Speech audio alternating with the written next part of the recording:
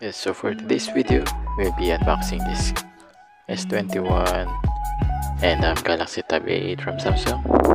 Yan, so nakuha natin to sa Samsung website for only $23,990 last September 2. So, freebie yung Galaxy Tab A8 and pinayaran lang talaga natin dito is this S21 5G for around $23,990. Yan. Makita nyo sa box nakalagay freebie Galaxy Tab A8 LTE, which is a 4GB 128GB storage setup. Yan. So kita nyo naman silpa yung mga units. Yan. So siguro mga lumang stock na to kasi madami rin yung kahon. Yan. Tingnan natin ayan, box ng S21 5G. So unit is silver rin naman. Makita nyo, kinatter ko pa para magbuksan.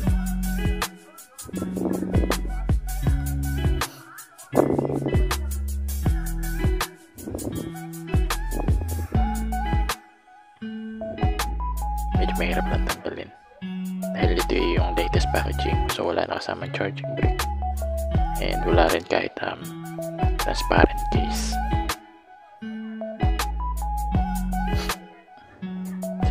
Nyo, meron pa naman siya screen protector, plastic pa yung back and yung sides. So akala ko refurbish yung unit pero hindi, may NTC sticker pa rin siya. And makikita nyo yung power buttons and lock button sa side, and meron na siyang pre-installed na screen protector. Then pinit doon is syempre yung Samsung Fair, optional lang naman kung kukunin nyo.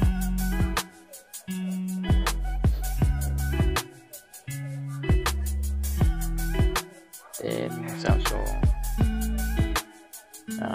box, so dyan kasama yung charging cable and yung mga warranty papers.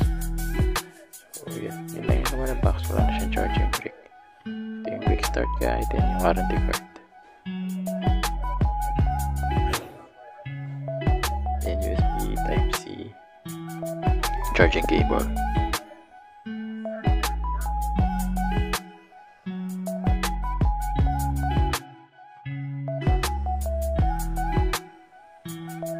Balik natin yung charging cable.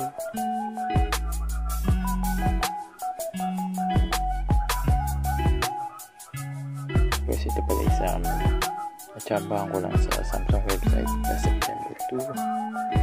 So, una-una sa nakasale lahat yung S21 lineup nila, including yung S21 Plus 5G and S21 Ultra, pero ito lang yung i-check out ko since nag-load ko yung website nila. Then next naman natin yan, box system Tab A8. So ito yung freebie, pagkalanting freebie ng Samsung. This is the LTE version, so pwede yung salpakan lang same.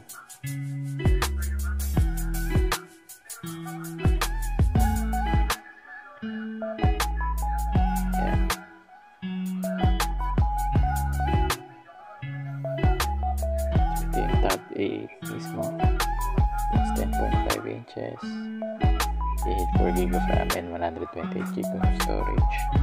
By the way, yung S21 5G natin is 8GB of RAM and 256GB of storage,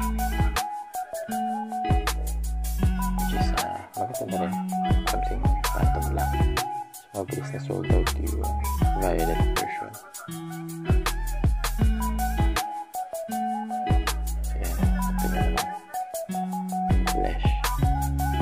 Power buttons and volume adjustment buttons and quad speakers niya joined by AKG, then USB Type-C, so Dolby Atmos yan, and then yung 8 stereo shooter, so yung lagay ng SIM card, then SD card, then additional mic and you need to speakers again.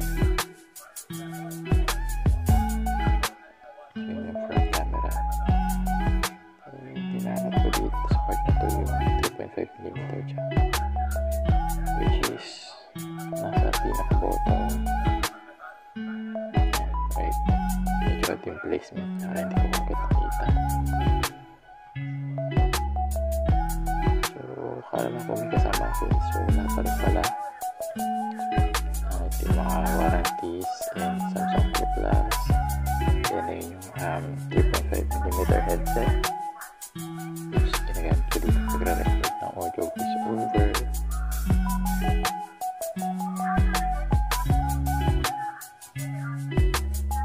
So standard lang naman yan, madaling masira pero good quality naman dahil na original Samsung. And the SIM pin ejector.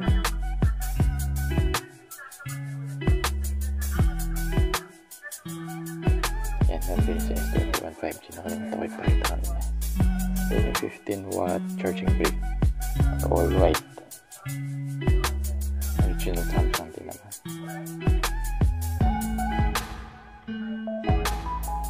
Yan, yung dalawa ko sa mga jelly case or flip cover.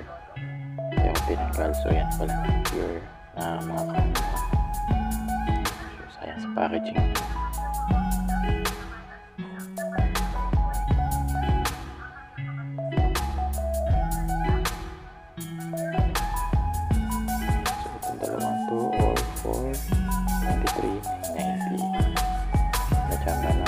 Sa website. So hopefully this time yung strength na naman yung maximum.